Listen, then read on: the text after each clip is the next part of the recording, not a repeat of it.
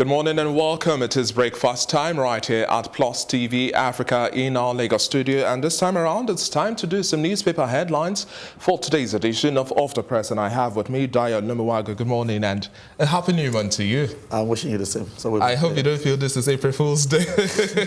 No teasing or taunting. Okay, now let's discuss some newspaper headlines. I think we should go ahead now.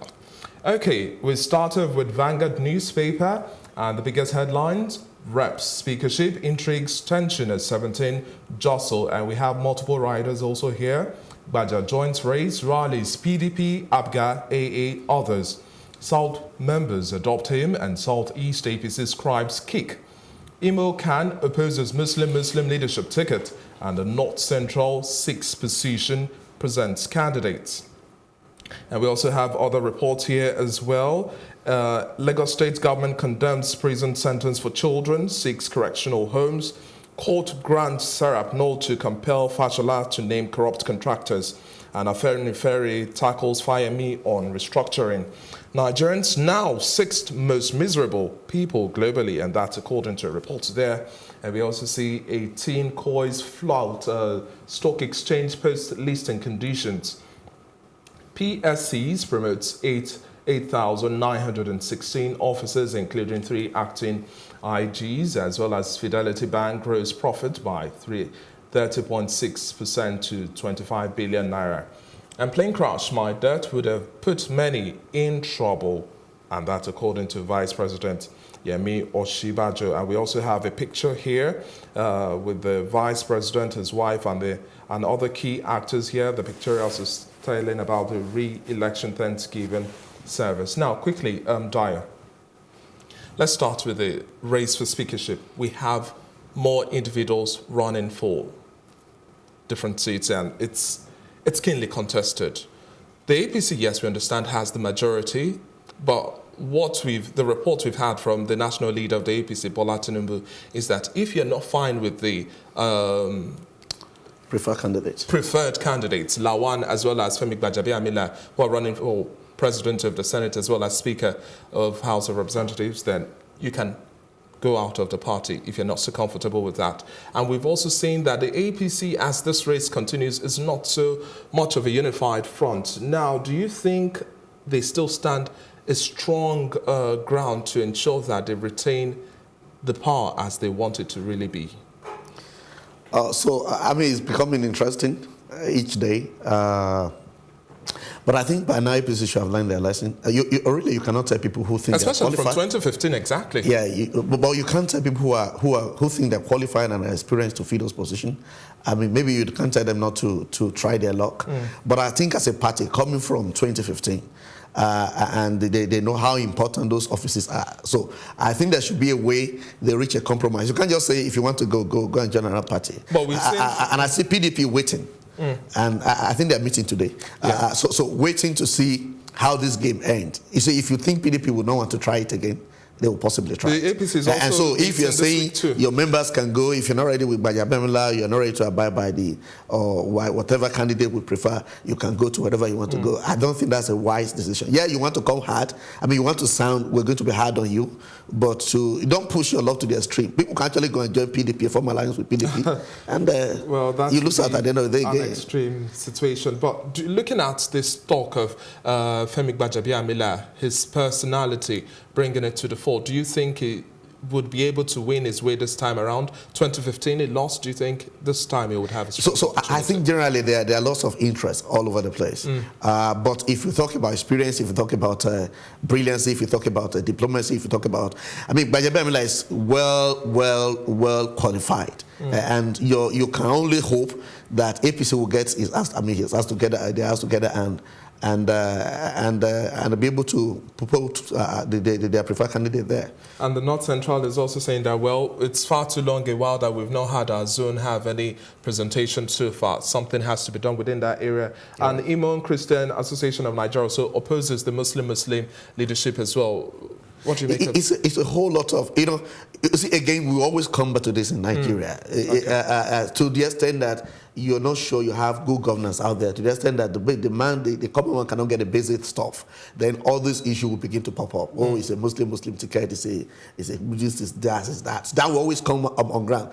But if the economy is running well, if the country is good, if you think there's good governance, nobody will even ask where you come from. Okay. But I think they should be sensitive to all the sensitivities too. Talking about good governance as well, we see the court granting Serap a nod to compel the Minister of Power Works and Housing, that's Babatunde Fashola, to name the corrupt contractors. Now, we have electricity projects that were paid for and not executed, and no names have been dropped yet. And this time around, well, the court has granted that nod and say that, well, we want this information released. And the Ministry of Power Works and Housing has said we will do the necessary following the Freedom of Information Act. But do you think we'll still have the truth necessarily come out? We name and shame, and we rid ourselves of this unnecessary corruption that bedevils us. It will be a miracle if Fashola follows up on that and they actually release the name of the corrupt contractors. Because we don't have that precedence in Nigeria. The precedence we have in this country is where court gives order and people flout the order. You know, they take the court in content and all that. So it will be strange if at the end of the day Fashola comes out, and they begin to name people, they begin to name contractors. But in a sane society, if the court gives an order like that, you want it to obey. You expect that it will be obeyed. Talking about obeying as well, we look at the mandate of the new officers that have been promoted, 8,916 officers. We have details of that on page 9 of the Vanguard newspaper. What's your word to these new officers? Because when the acting IGP came on board, he said, well, we are going to be professional, we are going to be neutral, we are going to ensure that we live up to the expectation, and we saw what happened within the election. Now we have this new promoted individuals, officials. How do you expect their display, their manner, their courage? They deserve promotion because it means they've been able to meet up to it. But how then do you think within this new space they'll be able to thrive? I think the first thing I want to greet them, congratulate them, to say congratulations on their new appointment. But you see, my question again is, we are used to this system where you retire people unnecessarily and you now promote. It's a waste of resources. I'm not saying people who are qualified for promotion should not be promoted. But why throw people out and then you promote some other set of people? So now, having mentioned that, you see, it is still the same old people.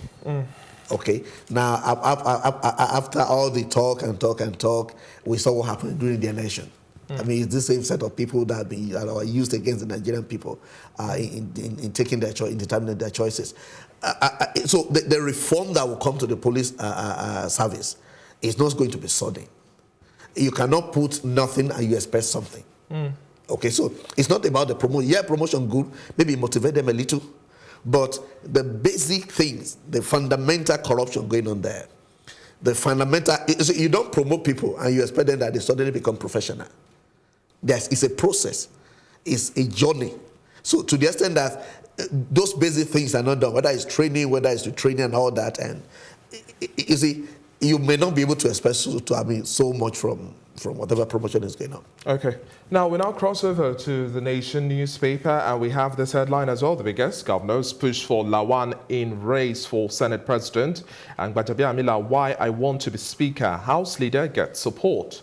And we also look at former Lagos City Council clerk Fashola dies at the age of 99, and Lagos retains features B+ rating despite Visionscape payments default. Southwest won't play second fiddle, says Oni, and Rivers APC PDP quarrel as collation resumes.